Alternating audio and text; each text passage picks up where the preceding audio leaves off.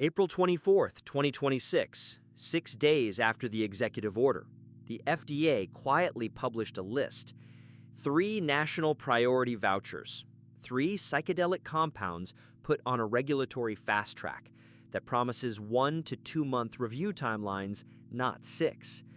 The first 2 were predictable: psilocybin from Compass Pathways, psilocybin from the Usona Institute. The third was a name almost no one outside of pharmacology had heard before: Methylone from a company called Transcend Therapeutics for PTSD.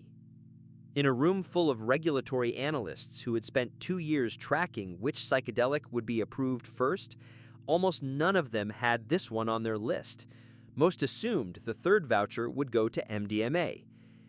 This is the story of how a compound that looks like MDMA, works like MDMA, but is taken as a pill, without therapy, without hallucinations, without the 8-hour session, just leapfrogged the entire field, and why understanding why matters more than the headline suggests. To understand the surprise, you have to understand the molecule. Methylone, chemical name 3,4-methylene dioxy N-methylcathinone, is what chemists call an analog of MDMA. The 2 compounds share a nearly identical molecular skeleton. The difference is small. Methylone has a ketone group where MDMA has a hydrogen. 1 oxygen, that's the entire structural difference. That tiny change has dramatic consequences. Like MDMA, methylone causes a release of serotonin, dopamine, and norepinephrine, but the subjective experience is fundamentally different. Methylone is short-acting, about 90 minutes of perceptible effect, versus MDMA's 6 to 8 hours. And critically, at therapeutic doses, it does not produce hallucinations. Patients describe a mild mood lift and emotional openness, then it's gone. Transcend Therapeutics, the company developing it, has coined a term for this class of molecule. They call it a neuroplastogen, a drug that produces lasting neuroplastic effects without the perceptual fireworks. This framing matters because it means methylone can be delivered the way conventional psychiatric medications are delivered, as a pill in a doctor's office, without an 8-hour therapy session, without 2 trained co-therapists in the room. Methylone was first synthesized in 1996. For nearly 2 decades, it lived in the gray market, sold as a research chemical, briefly available in head shops as part of the bath salts class, then scheduled by the DEA as Schedule 1 in 2013. It is, in every legal sense that matters in 2026, illegal, just like MDMA. What's different is the trial design. Transcend Therapeutics is a clinical stage biotech founded in 2021 and headquartered in New York. The company's lead program, and at the moment of this recording, essentially its only public program, is TSND-201, a proprietary formulation of methylone for PTSD. In March 2025, Transcend announced top-line results from IMPACT-1. It was a phase 2 trial, randomized, double-blind, placebo-controlled. 65 adults with severe chronic PTSD. Average duration of illness, 19 years. The kind of patient most psychiatrists describe as treatment-resistant. The protocol was unlike anything previously tested in psychedelic medicine. 4 once-weekly oral doses, no structured psychotherapy session, no trained therapists in the room. Patients took the pill, went home, came back the next week. At week 10, the response rate in the methylone group was 57%, in the placebo group, 19%. Over 60% of methylone group patients no longer met diagnostic criteria for PTSD. The benefits persisted 6 weeks after the last dose.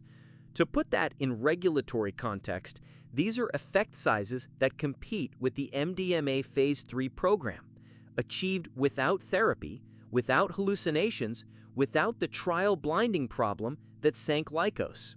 In July 2025, the FDA granted Transcend Breakthrough Therapy designation for TSND-201. Phase 3 enrollment began in late 2025. The trial is underway right now. Then in April 2026, the National Priority Voucher landed. There is one more piece of context that explains why the FDA's choice was not as surprising as it appeared. In late 2025, Otsuka Pharmaceutical, the Japanese pharma giant best known for the antipsychotic Abilify, acquired Transcend Therapeutics in a deal worth up to $1.2 billion. That deal matters for three reasons. First, it placed Methylone inside an established pharmaceutical company with the regulatory, manufacturing, and commercial infrastructure to actually bring a complex psychiatric medication to market. The FDA was no longer looking at a small biotech with 50 employees. It was looking at a program backed by Otsuka. Second, the deal validated the commercial thesis. A multinational pharma did not pay over $1 billion for a phase 2 asset unless it believed the regulatory path was real. Third, it changed the political optics. Approving Methylone is no longer endorsing a psychedelic movement. It is approving a drug developed by a pharmaceutical company that has been selling FDA-approved psychiatric medications for decades. By the time the executive order arrived in April 2026, Methylone had Breakthrough Therapy designation, positive phase 2 data, an active phase 3 trial, and the backing of one of the largest psychiatric pharma companies in the world. From the FDA's perspective, it was the cleanest possible deliverable. A national priority voucher is not approval. It is not a guarantee that Methylone will reach the market. What it is, in practical terms, is a ticket to the front of the line. The voucher promises a 1 to 2 month review timeline once the phase 3 trial completes and the new drug application is filed. So why Methylone? Why now? There are at least 3 plausible explanations, and they probably all matter. First, the scientific case. Methylone's lack of hallucinations means trial blinding works in a way it does not for MDMA. The expectancy problem the FDA cited in the Lykos rejection is dramatically reduced. The shorter duration means treatment sessions are 45 minutes, not 8 hours. The protocol can be delivered in any psychiatry office that already prescribes ketamine. Second, the political case. The April executive order specifically prioritized treatments for veterans with PTSD. The administration needed a deliverable. Approving MDMA, even on an accelerated pathway, would have required either relitigating the August 2024 Lykos rejection or appearing to overrule the FDA's own scientific staff. Methylone allowed the agency to advance a PTSD treatment without that controversy. Third, the regulatory case. Methylone is owned by Otsuka. It has a Breakthrough Therapy designation. It has a clean phase 2 data set. It has no advocacy history. It is, by every measurement the FDA uses, a conventional drug development program that happens to involve a psychedelic compound. The agency is more comfortable with that. None of these alone is sufficient. Together, they may be why this compound, almost unknown to the public 6 months ago, is now first in line. Step back from Methylone specifically and consider what the FDA's choice tells us about how psychedelic regulation is going to work going forward. 3 observations. First, the agency is favoring sponsors who design programs specifically to answer regulatory questions. The Lykos program was, in many ways, an advocacy program with a clinical trial attached. The Transcend program is, by design, a regulatory submission with a compound attached. That difference in DNA matters. Second, the path forward for psychedelics may not require the heavy psychotherapy infrastructure many in the field have assumed. The Impact 1 protocol did not include structured therapy. The benefits emerged anyway. If Methylone is approved on this design, it changes the cost equation entirely. A multi-$1,000 therapy-assisted protocol becomes a prescription. Insurance coverage becomes plausible. Access scales in a way the MAPS model never could. Third, the path forward for psychedelics is going to be compound by compound. There is no class approval. There is no general psychedelics are now legal medicines. Each molecule will be evaluated on its own data. The April executive order accelerated the process, but it did not change the standard of evidence. That has implications. Programs run by patient advocacy organizations, MAPS being the obvious example, have historically prioritized therapist relationships, integration support, and continuity of care. Pharmaceutical programs are more likely to prioritize what the FDA can measure and what insurance can reimburse. Both models have value. They may not produce the same kind of treatment.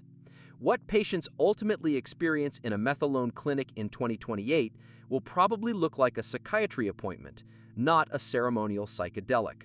Whether that is improvement or attrition is a question worth keeping open. So when does a real patient with a real PTSD diagnosis actually get access? The honest answer for 2026.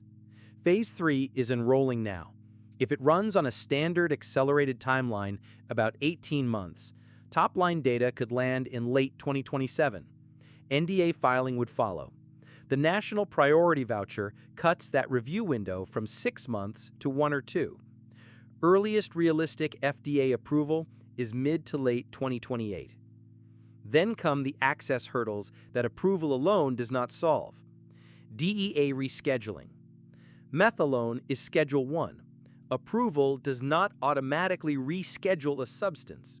The DEA process can take 12 to 18 months on its own, though for a compound with no hallucinogenic effect at therapeutic doses, the rescheduling case is dramatically easier than it would be for psilocybin or MDMA.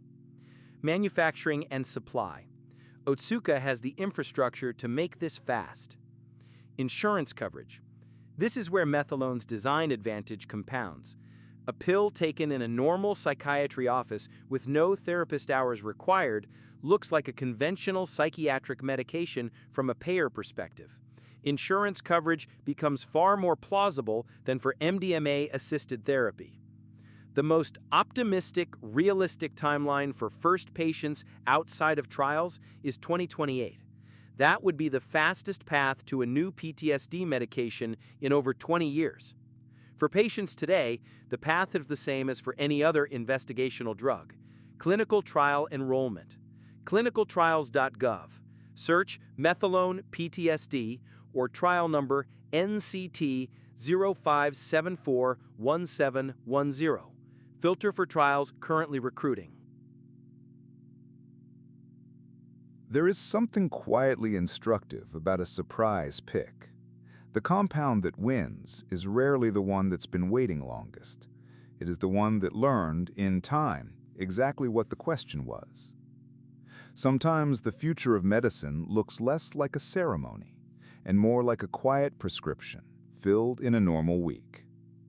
Until next time, stay curious, stay grounded, and keep learning.